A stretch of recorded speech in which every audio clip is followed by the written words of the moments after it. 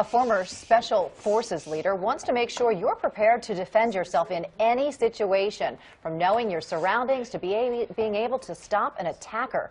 Fox 29's Jennifer Joyce got in on the action at a self-defense class in Northern Liberties. To survive a knife attack, we want to create distance. Knife attack defense is the focus of this class with instructor Hanan Smith, owner of Magen Tactical Defense in the Spring Garden section of the city.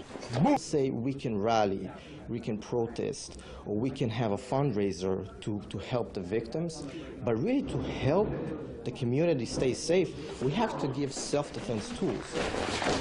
Smith says no matter your sex or your size. You see how the difference of the size? Look.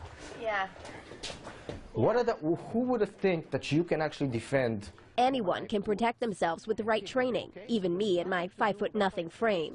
I feel pretty secure that if I were to be attacked, God forbid, I would be able to defend myself and get away. I'm Jim Rosenfield. And I'm Jacqueline London to Newcastle County, now where the community is really on edge after a kidnapper struck twice in just a matter of days. Yeah, the first attack happened last Monday at the Top of the Hill apartments. And then yesterday there was another attack about 15 miles away at the Arundel apartments in the Pike Creek area. That's where NBC 10's Brandon Hudson is joining us now live. Brandon, you found that some neighbors are turning to self-defense classes now to protect themselves.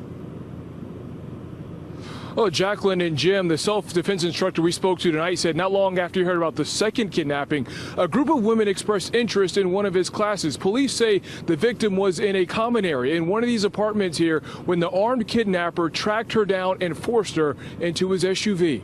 It's concerning. Give me the money. The kidnappings got Hanan Smith's attention. Smith teaches an Israeli form of self-defense in Claymont. You cannot look at yourself as a victim. You cannot give them the ownership on you. Somebody is about to attack you. You can control the outcome.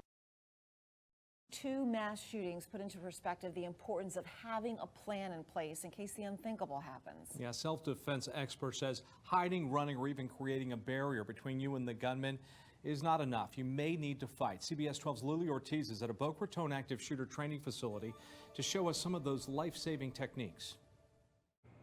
Yeah, Todd and Gianna, when you think about active shooter training, hiding or creating a barrier between yourself and the shooter is probably what comes to mind. But here at Magen Krav Maga Training Center, they have props like this rifle here and this vest with the focus on fighting back. If I let them come in, okay, and I hide, let's say behind this wall or anywhere, okay, now I am in a position where I cannot do much. Hanan Smith is the owner of Magen Krav Maga Tactical Defense in Boca Raton, teaching, among other things, active shooter training after years in the Israeli Special Forces. What we did overseas is exactly for situations like this where we have to respond very quick. Instead of running first in an active shooter situation, Smith says, identify where the shooting is coming from, and if you can't run away safely, fight. It's something amazing about human beings. Once somebody takes an initiative, one or two people, we're going to join in because we know the greater purpose.